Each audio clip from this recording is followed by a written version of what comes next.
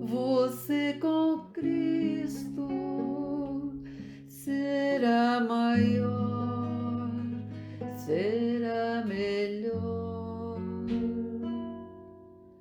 Não haverá onda que o abata, não haverá vento que o dobre, não haverá nada que o atinja, só o amor,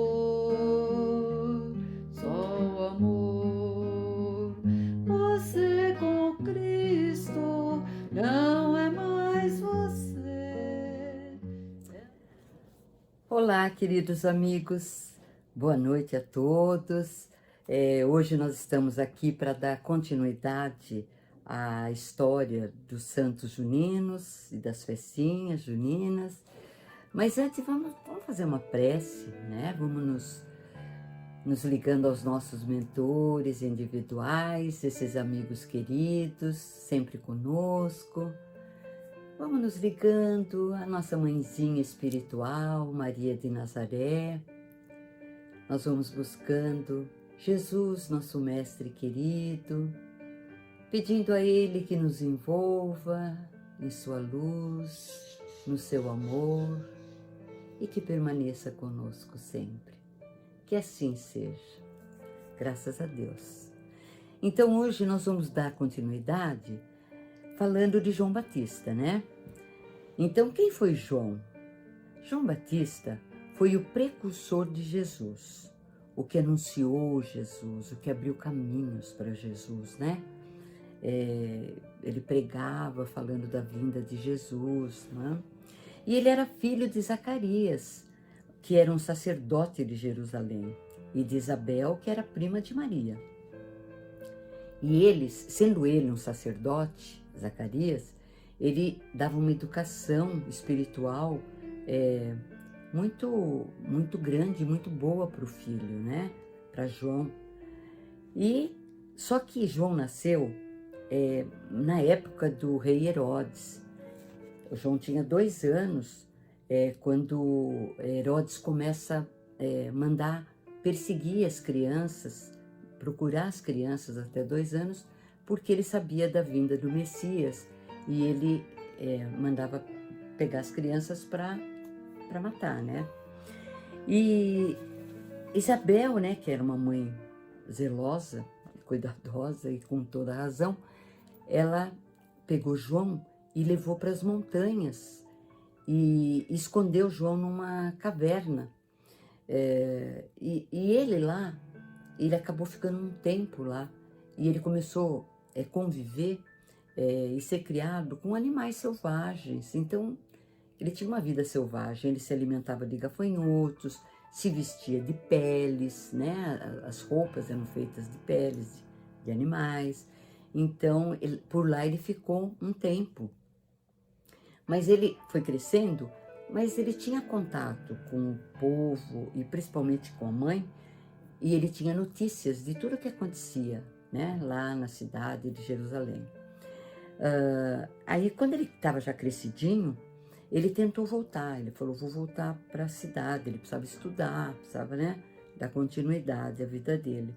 Então ele volta para a cidade e fica durante uns anos estudando, se preparando e tal. Só que quando ele já está no final da adolescência dele, ele continua muito insatisfeito com tudo que ele via acontecendo, né? Então ele vai embora, ele larga tudo e vai morar no deserto da Judéia. E lá ele junta-se aos essênios. E quem eram os essênios? Essênios era uma seita que pregava a renúncia aos prazeres da carne e ao mundo material, né? Então isso veio de encontro com aquilo que ele pensava e sentia, que ele queria, né? Esse desprendimento das coisas materiais. Então lá ele fica por muito tempo. Quando ele está próximo dos 27 anos dele, ele entende dentro das reflexões dele, né, de tanto tempo, ele entende que não era suficiente se isolar para mudar as coisas, né? Não era assim que ele ia mudar nada. Ele achou necessário transformar os homens para que o mundo mude, né? Se os homens mudando, o mundo muda, né? Então o que ele faz? Ele desce e fica nas proximidades do Rio Jordão. E aí ali ele fica pregando, né? E falando da vinda de Jesus e pregando para as pessoas. O que ele pregava? A virtude e a retidão, né? Ele achava que as pessoas, se arrependendo dos seus pecados, elas seriam batizadas e teriam uma purificação com isso, né? Então é isso que ele faz. Ele prega os discípulos que ele vai conseguindo, que são muitos, as pessoas vão se arrependendo e vão sendo batizadas por ele. Aí, quando ele já estava bem próximo já da morte dele, para surpresa dele, quem que aparece ali no Rio Jordão para ser batizado por ele, pede para ser batizado por ele? Jesus, né? Então ele fica perplexo, ele fica acanhado, porque ele pergunta: mas sou eu que devo ser batizado por ti, e tu vens a mim? E Jesus responde: porque devemos cumprir toda a justiça. Aí ele entende, né? Ele entende que ali estava terminando a missão dele, estava iniciando o trabalho de Jesus, né? Já não era necessário, mas Jesus já estava ali, já chegou. Então, ele acaba, logo em seguida, né, perseguido por Herodes, ele acaba sendo decapitado. E é uma coisa curiosa, é que João é o único dos santos que celebra o nascimento dia 24, né? No dia 24 do 6 de junho, é celebrado, é comemorado o nascimento mesmo dele. Os outros são datas do desencarne. Essa é uma curiosidade, né? Então, olha só, que grandeza de exemplo que João nos dá, né? De fé, de fidelidade e de entrega à sua missão. Ele cumpriu a missão dele assim, de uma maneira linda, né? Fiel. Muito bonita a história de João. E tem muito mais, né, para a gente pesquisar e estudar, né? Então, olha, agora nós vamos falar um pouquinho de Pedro. Quem foi o Pedro, né?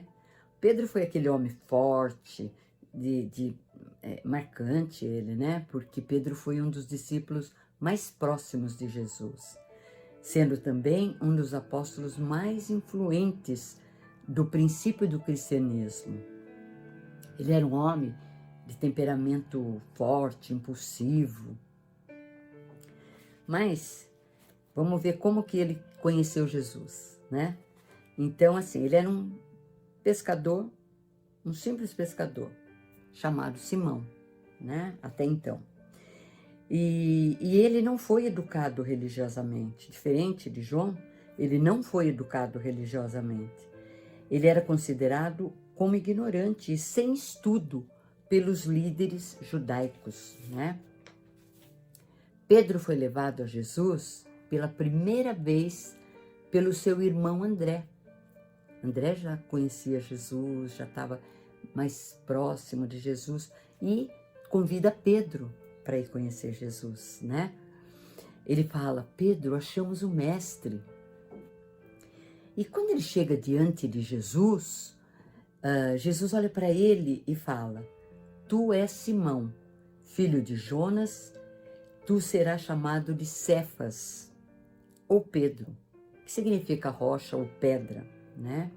Aí, certo dia, passado mais um tempo assim, certo dia Jesus andando pelas praias, né, lá do lugar, ele tá da Galileia, né, mais precisamente, ele viu Pedro e André, que estavam lá pescando, porque essa era a profissão deles, era o que eles faziam, né? E aí Jesus os chamou e disse, convidou, né? Vocês serão pescadores de homens. E esse chamado de Jesus veio de forma transformadora na vida de Pedro.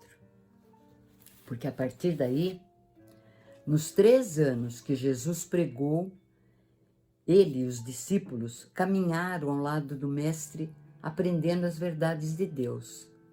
E Pedro sempre encabeçando a lista dos discípulos. Mas não porque ele tenha sido um dos primeiros a ser chamado, não por isso, mas porque exercia uma certa liderança entre os apóstolos, né? Ele era um homem forte, ele era assim, questionador, ele vivia enchendo Jesus de perguntas, ele não se contentava com qualquer coisa, qualquer resposta. Então, e ele também tinha uma coisa muito forte, ele tomava as iniciativas, ele era um homem de atitudes, né? Então isso fazia com que ele fosse respeitado pelos outros discípulos, né? E esse tempo foi um tempo muito importante na vida deles, discípulos. Foi um processo de aprendizado e de transformação do caráter de todos eles.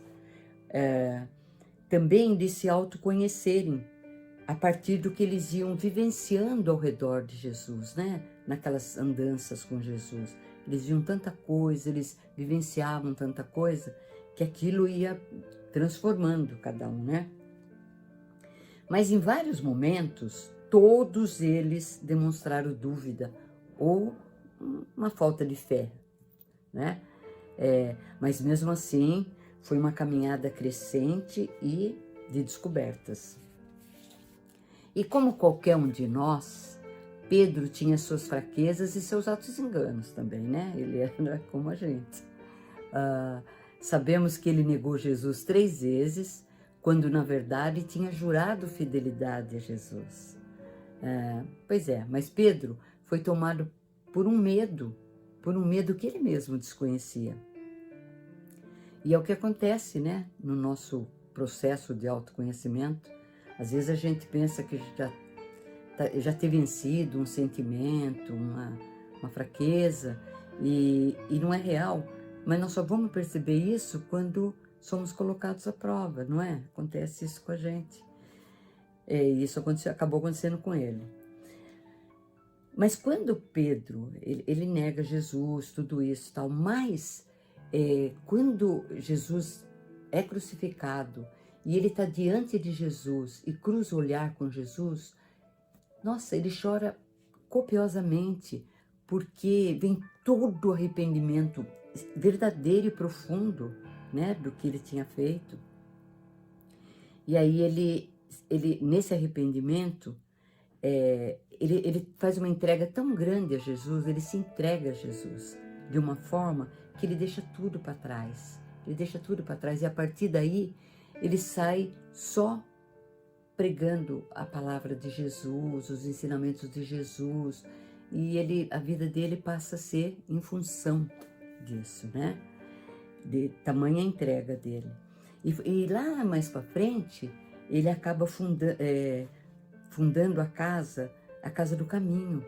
Casa essa que acolhia os órfãos, os idosos, os doentes, e era assim, tudo em nome do amor mesmo, né? Aquele amor que ele tinha aprendido com o Mestre. E ele fortalecia todos, dizendo que Jesus era o Cristo prometido, Salvador do mundo, e que valia a pena segui-lo. Então era com essas palavras que ele ia, né, tendo aquela multidão de discípulos que queriam ouvi-lo, né, cada vez mais. E assim ele tornou-se a pedra firme até a sua morte, quando Nero, o imperador, mandou crucificá-lo. E até na hora da morte, Pedro mostra toda a humildade que ele tinha, né? Era uma coisa assim, exemplar, pedindo para ser crucificado de cabeça para baixo, por não se sentir digno de morrer como Jesus. Olha isso, né? Então eu digo, né, tantos exemplos de superação, de conquistas de vencer a si mesmo, que nos inspira, né, a trabalharmos a fé, a determinação, a humildade e também alcançarmos as nossas vitórias através dos ensinamentos do nosso guia maior, que é Jesus, né, assim como eles. E aí nós temos uma gratidão imensa por esses cristãos fortes e grandiosos que foram, e que além de todo esse exemplo que eles nos deram, ainda fazem parte do folclore, das tradições brasileiras, né? As festinhas juninas, onde tem as crendices populares, né? Tipo, Santo Antônio é o santo casamenteiro, é o santo das simpatias, das quadrilhas, das festas.